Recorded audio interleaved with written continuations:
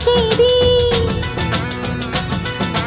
తన మదిలోని కలకలనన్ని అమ్మలకేగ తెలిపేది నెలతలే లేకుంటే దేవుడికి నెలవేది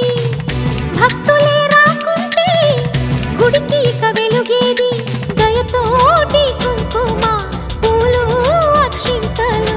మనమంతా ఇవ్వాలి తన తాళి నిలపాలి తాళి కాచి ముత్తైదా ఎల్లమ్మ ఎల్లమ్మ పోదామా ఎల్లమ్మ ఉసురు కాచి